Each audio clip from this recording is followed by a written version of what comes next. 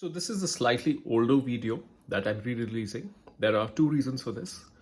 One is last week has been particularly eventful for the topics that I mentioned in this video, which is what is happening with Japan and what's been happening with the Japanese yen. And the second bit, which I wanted to add for people who are seeing this for the first time, if you've seen that original video already, my apologies, but most of you will see this for the first time. What's happening with Japan is driven by government debt. And the situation that Japan is in, it is not very different from a debt level. It's not very similar from the path where the US is headed. So everything that I'm talking about from a Japan perspective, you could fast forward a few years and think of whether that could happen to the US as well. All right, that's all. That's the only preamble. Onto the video. So by the end of this video, you will definitely look at guitars differently. And there's a high chance that you will look differently at money as well. Hi everyone, welcome back to the Ministry of Guitar. I'm Utkarsh, coming to you from Singapore. If you like this channel, if you like what we're doing here, please do like, subscribe, and please do share, because the kind of videos I make, they aren't really something that people search for. I mean, I don't think any of you here have searched for how did guitar save the Japanese during a financial crisis. I don't think anyone's searching for that. So please do share as well. Now onto the topic on hand. So for this video, I want you to imagine that you are a Japanese person, a Japanese guitarist, a Japanese guitar owner, a Japanese guitar collector perhaps, sitting in 2019. Little bit strange request, but bear with me, this will go somewhere. Remember, you're living in Japan. Japan it's one of the most developed countries in the world. At one point in time, it was expected to overtake the US in terms of GDP. This was a long time ago in the early 80s. So this is a developed, well-established country with great governance. This is not a banana republic. This point is important because all of us are living in developed countries, so I want to put this framing here. Now, in 2019, you're sitting fine. Things are pretty normal. We all know what happens in 2020 worldwide. But in 2021, something strange starts happening, 2021, 2022.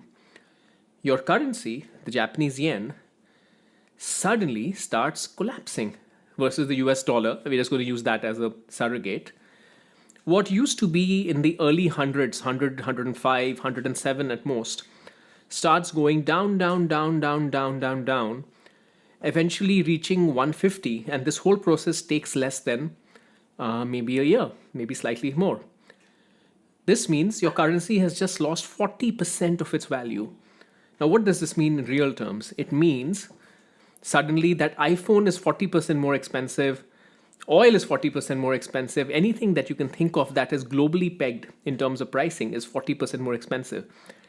And this is even before you bring in inflation. So what happened here? I mean, I don't want to turn this into a financial video, but long story short, because of COVID, we had supply chain disruptions, and we had the US government put a lot, or rather, the Fed put a lot of money into the economy, and the US government as well, frankly. And when you put so much money in the economy, that led to inflation, and that led to interest rate increases. I think everybody, even if they're living under a rock, know about inflation and interest rate increases. Now in Japan, they could not do this. They could not raise interest rates. The reason they couldn't do that is a big chunk of Japanese government spend goes to servicing Japanese government debt. This means that they cannot raise interest rates because they can't afford to. They will have to raise, the government doesn't have the money to pay back that much debt if they raise interest rates. And this is not the US where you can just print money. The dollar is not the reserve currency. I mean, dollar is a reserve currency, the yen is not. Long story short, because the yen could not raise interest rates, think of it, would you rather keep your money in a currency where you can get a higher interest rate, or would you keep it in a currency that you don't get a high interest rate? Obviously, you would shift money from this currency, low interest rate, to high interest rate. Make sense? So that's what happens. So out of no fault of your own, the salary, if you were earning the equivalent of 2,000 US dollars a month, or say 5,000 US dollars a month, suddenly you're earning closer to 3,000 US dollars. Suddenly, when you go for a vacation outside of Japan, everything is 40% more expensive. And your net worth is 40% less in terms of the world. Of course, the good thing is in Japan, there are a lot of things that are internally sourced, but nonetheless, that is a net 40% reduction in your wealth, frankly speaking, given the number of things that are globally pegged these days. Now, how does all of this relate to guitar? So I actually was in Japan, in and out of Japan during this entire period. I started working in Japan in 2018, and I finished working in Japan, rather, I retired from my job, which I was working as the head of marketing for the Japan and Korea part of my business, 2023. And I saw this happen. There's a different story there about how I had to deal with this. We still had to deliver profit and all of that. The point is, it was crazy. But here's the interesting thing. If you're like me, if you're a guitar collector, if I had, say, for example, if this is literally happening to me, I'm sitting in Japan, I'm not Utkarsh Mohan, I'm, say, Mohan-san, sitting in Tokyo, and I have my guitar collection.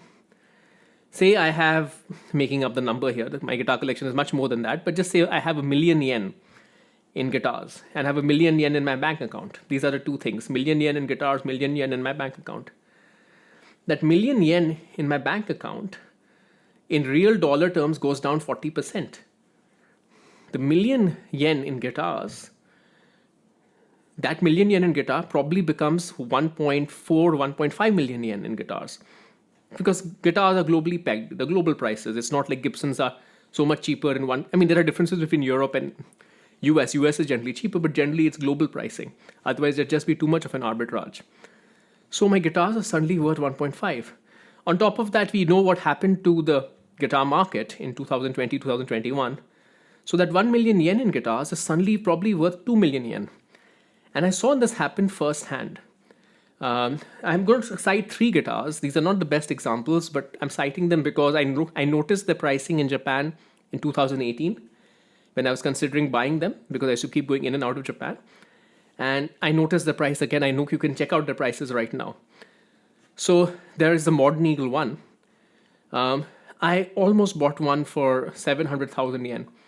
That would have been at that point in time about maybe $6,000 US, maybe $6,500 US. Modern Eagle one in Japan right now is 2.2 mil yen. So 700,000, 2.2 mil. It's almost gone 3x. Now, there's another interesting variation here, which is that in Japan, it's very easy to buy guitars and get them out of Japan. Getting guitars into Japan is very difficult. I've tried to trade in guitars. I've asked dealers, can I bring my guitar from Singapore and trade it to you and then take something? They said, no, you can't just bring a guitar into Japan just like that. That aside, 3x. 700,000 yen in your bank account, 700,000 yen in your Modern Eagle one, that's gone 3x. And bank account, remember Japan, low interest rates is not giving you anything. Jimmy Page, not the Stairway to Heaven guitar, but there used to be a Gibson version of the Jimmy Page guitar built in the 90s. I remember a distinct conversation that I had with my wife in November 2018, and that guitar was about 300,000 yen then. And I was telling her, in general, I had a hunch that that was a very good price for what is, and it's not a custom shop, but still it's an iconic artist guitar. And that was the normal price. It's not as cheap in Japan. It's just that there were 2 good examples that I had seen. I was telling her I should probably buy one of these because it's probably going to go up. And sure enough, in general, I think the prices may have gone up a little bit. But now if I wanted to get a Jimmy Page Gibson Les Paul in Japan, that's about 650,000, 700,000 yen. Again, in your bank account, 300,000 would stay 300,000, maybe some 1, 2, 3% interest. Here we are sitting with double, triple. So this is a quick edit note. I know that the 2 guitars I've cited are pretty historically significant guitars. So let's just take a normal pricing. Say a used PRS that would be, say, probably was worth $2,500 in 2019, a used core PRS. Probably worth closer to $3,000 now because used guitar prices have gone up maybe 15-20%. So in yen terms, it would be 267,000 yen in 2019. And once the yen collapsed, it's now probably 450,000 yen. So just a normal used PRS, which is not particularly significant. So what am I trying to say here? I want to tell you 2 or 3 things. One is cash in the bank. You may think of cash in the bank as the most secure thing out there. It's cash in the bank. But, and especially if you're in the US, chances are it's a pretty good bet to make. The US dollar is the reserve currency of the world. Nonetheless, you can take nothing for granted, including the US dollar remaining the reserve currency of the world. When shit hits the fan, proverbially speaking, when you have crazy hyperinflation like you have in Argentina, when you have certain reasons, sometimes you have a hedge funds take a bet against the currency, which is what happened to Thailand, and that's what instigated the Asian financial crisis in the 1990s. In fact, the country that I'm living in, Singapore, they do not reveal the size of their reserves because they do not want hedge funds to have an idea of what it could be and take a bet against the Singapore dollar. Point is what I'm saying, money, cash, dollars, pounds, rupees, we're talking about rupees. There was a period, I remember when I was working in Singapore, that the Indian rupee fell 40% overnight. Not overnight, but you can imagine, just in a very short period versus the US dollar. So that rupees that I had, luckily I didn't have any rupees in India, my parents did, was just worth 40% less in the context of the world. If I wanted to buy an iPhone, it was 40% more. I keep going back to the iPhone, but it's a good equalizer for the world. It's something we can all visualize. Maybe it's the 2020s, 10s version of the Big Mac index. So cash in the bank, earning a little bit of interest, is not necessarily the most secure asset that you can think of. Because the value of cash, the value of your currency can change overnight just like that. So you think that I'm very secure because I have so much cash in my bank, I don't have it necessarily invested in any assets. I think you have to think a little bit more critically. Now, this is that brings me to guitars, and a lot of people often ask me why I keep so much of my money, not so much of my money, but a big chunk of my money, definitely. There's a separate video on that on my other channel. Why I keep so much money in guitars. Guitars are an interesting US dollar pegged, which means that the pricing is typically in US dollars. Goes up and down with the US dollar. Globally priced asset, which generally moves with inflation. So what I know is if tomorrow the Singapore dollar crashes, which I hope to God it doesn't, tomorrow, all my Singapore assets are worthless. I hope that never happens, but I'm just giving you an example. I have the knowledge that, okay, I have a certain significant amount of money in this asset. Would I be able to sell it immediately at the full price I want to sell it at the market price? Probably not. I'd still need to take a haircut. But nonetheless, that value will be preserved regardless of what happens to my Singapore dollar. So for me, it provides, along with the playing pleasure, it provides me with an important peace of mind financial hedge that I keep. Because the money that I have in my guitars, I know that is enough to start me back up in life if everything else was to hit the fan.